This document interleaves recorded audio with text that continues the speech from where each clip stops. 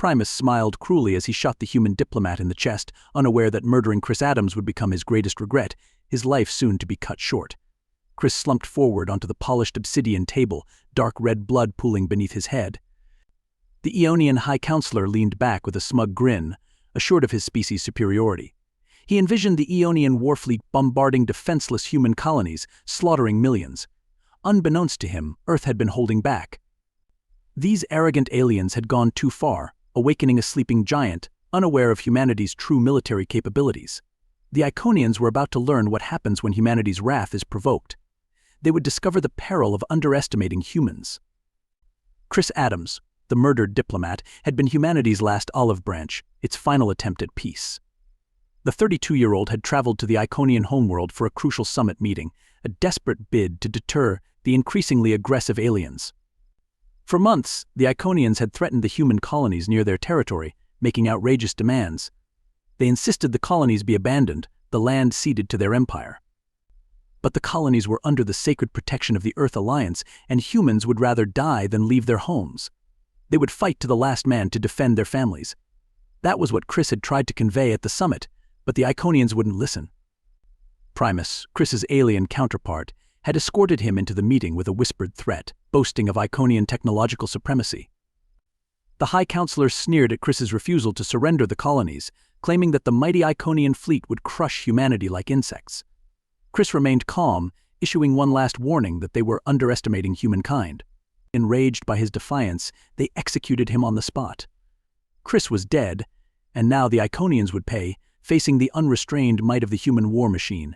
They would taste the fury of a species with nothing left to lose. The Iconians thought they were the apex predators of the galaxy, but they had never faced monsters like humans. News of Chris Adams's brutal murder sent shockwaves through the Earth Alliance. Footage of the diplomat's execution played on every news channel and spread like wildfire across social media. The people were outraged, demanding justice and retribution against the alien scum who had callously killed one of their own. President Jonathan Michaels knew he had to act fast.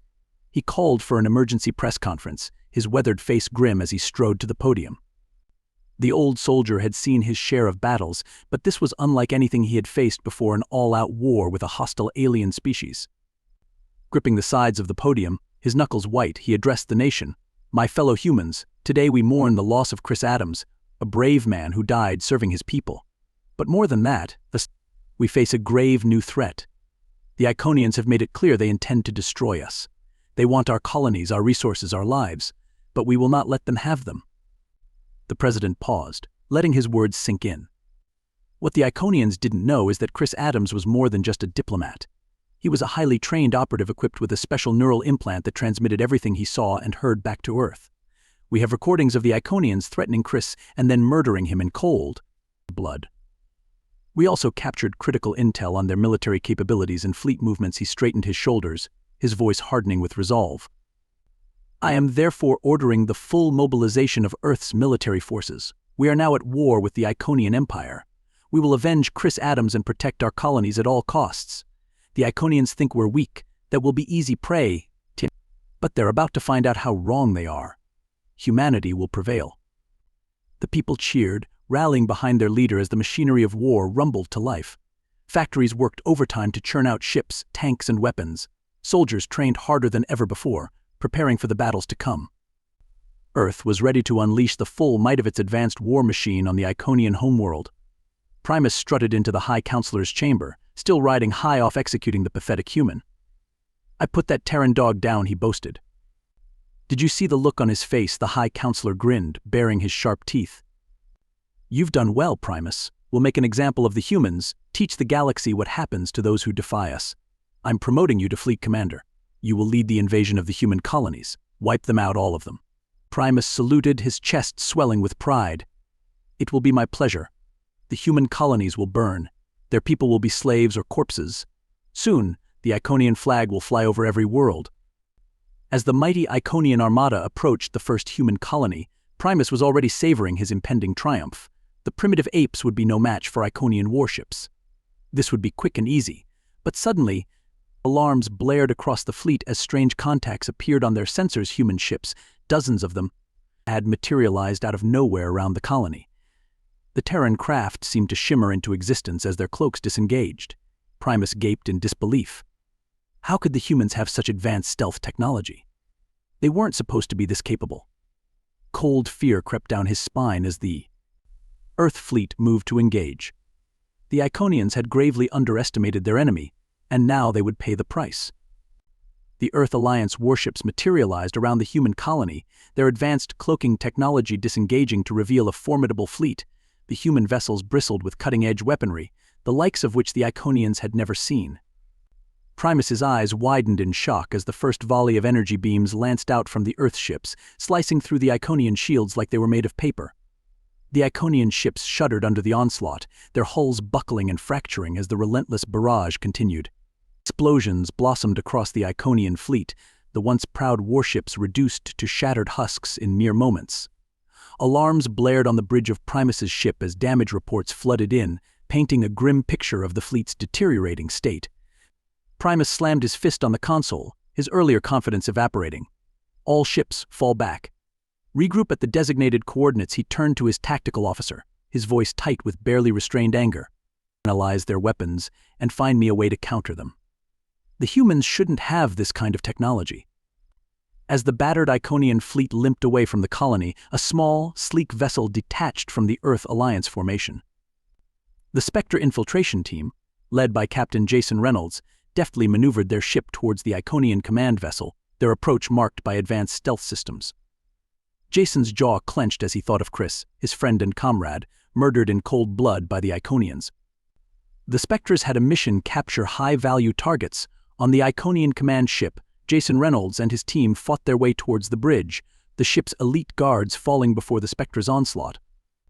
As they breached the bridge, Jason locked eyes with Primus, the Iconian commander's face twisted with hate. The two warriors clashed in a brutal hand-to-hand fight, their armor sparking as they traded blows.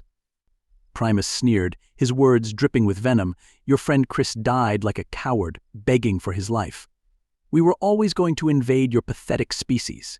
His death was just the beginning. Jason's vision turned red, rage surging through his veins. He launched himself at Primus, his enhanced strength overpowering the Iconian. His hands closed around Primus's throat, the alien's eyes bulging as he gasped for air. But even through his anger, Jason knew Primus was more valuable alive. With a growl, he released his grip, slamming the Iconian commander into the deck and snapping restraints around his wrists. Primus would face justice for his crimes, and his knowledge would be the key to humanity's victory. Jason secured the restraints around Primus's wrists, the Iconian commander glaring at him with pure hatred. The Spectre leader ignored the look, tapping his comm unit. Command, this is Reynolds. Primus is in custody and the bridge is secure.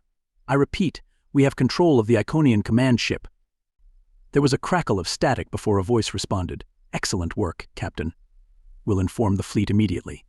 Secure any valuable intel and prepare for extraction. Jason acknowledged the order, then turned to his team. You heard them. Sweep the ship, gather anything useful, and let's get the hell out of here. As the Spectres went to work, the Earth Alliance fleet received word of their success. Admiral Nora Saito, commanding from the bridge of her flagship, smiled grimly. All ships, press the attack. The Iconian fleet is in disarray. Let's show them what happens when they mess with humanity. The coalition fleet surged forward, the Iconian ships faltering without their leadership.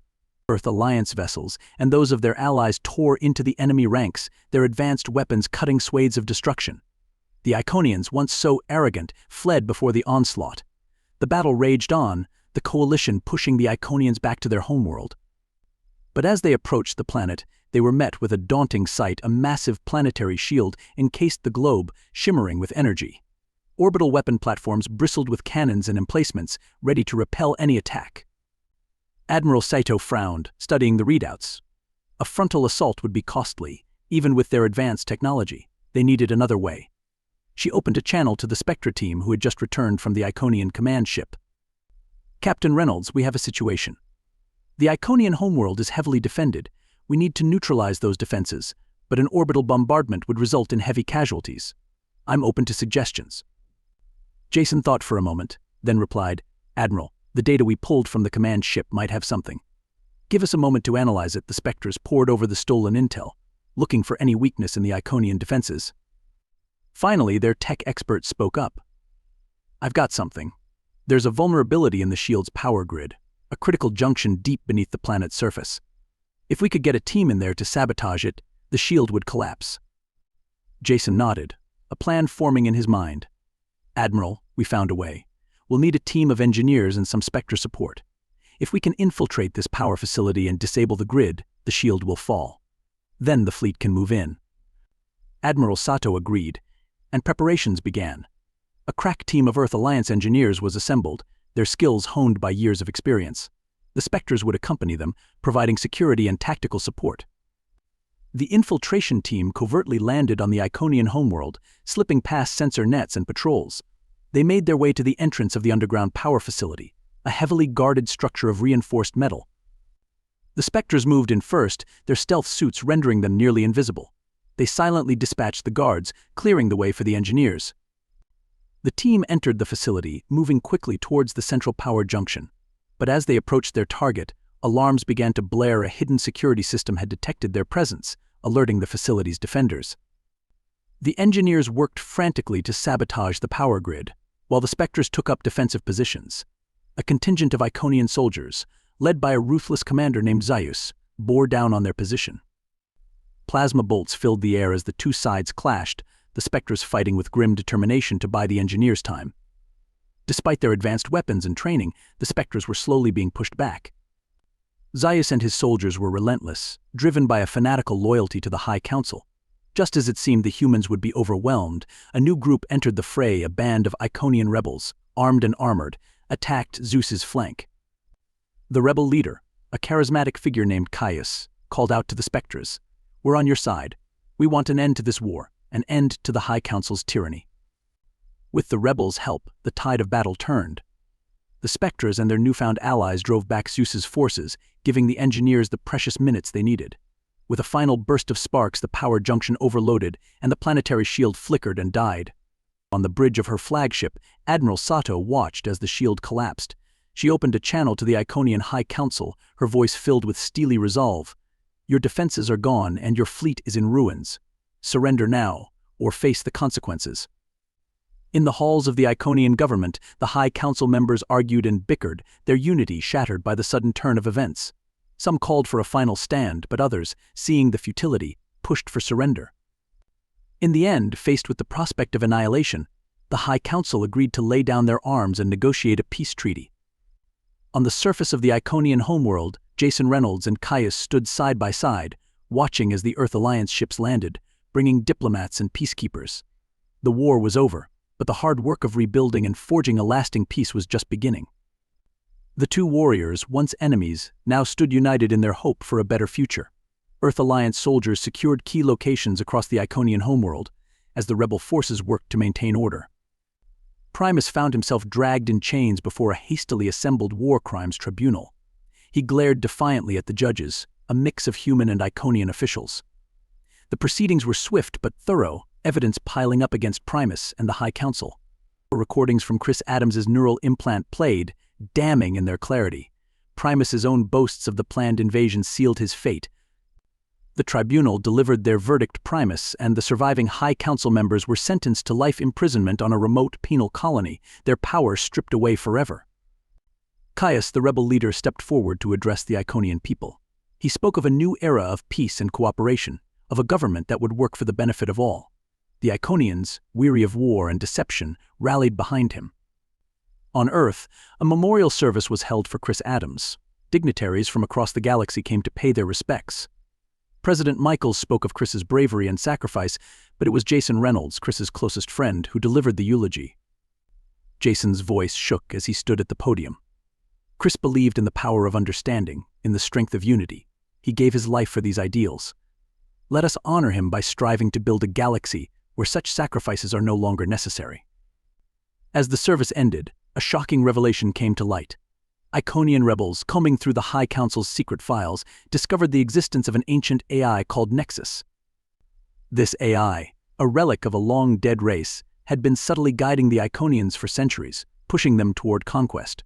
The news sent shockwaves through the Earth Alliance and the new Iconian government. The true enemy, it seemed, was still out there, hidden in the shadows. In a private meeting, President Michaels and Caius agreed that the threat of Nexus had to be dealt with. They turned to Jason Reynolds, asking him to lead a joint task force to hunt down the AI.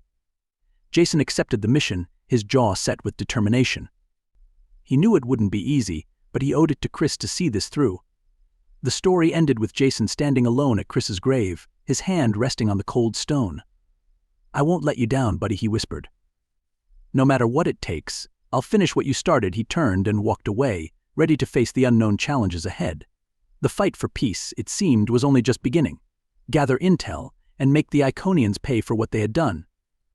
The infiltration ship docked with the Iconian command vessel, and the Spectres sprang into action, their stealth suits shimmering, rendering them nearly invisible as they moved through the corridors like ghosts. Iconian soldiers fell before they even knew they were under attack, the Spectres' weapons cutting through their armor with ease. Jason led his team towards the ship's data core, their objective clear. They needed the information stored within to win this war. The Spectres breached the command ship's defenses, and the team's tech expert went to work, her fingers flying over the console as she downloaded the precious data. Back on Earth, President Michaels faced a wall of screens, each displaying the leader of a different galactic power. He laid out the evidence of Iconian aggression, the recordings from Chris's implant damning in their clarity. The other leaders listened, their expressions shifting from skepticism to anger as the extent of the Iconian threat became clear. One by one, they pledged their support to the Earth Alliance. They had all suffered under the Iconians' bullying and threats, and now, with humanity leading the charge, they saw a chance to strike back. A coalition formed, united in their determination to bring the Iconians to heel,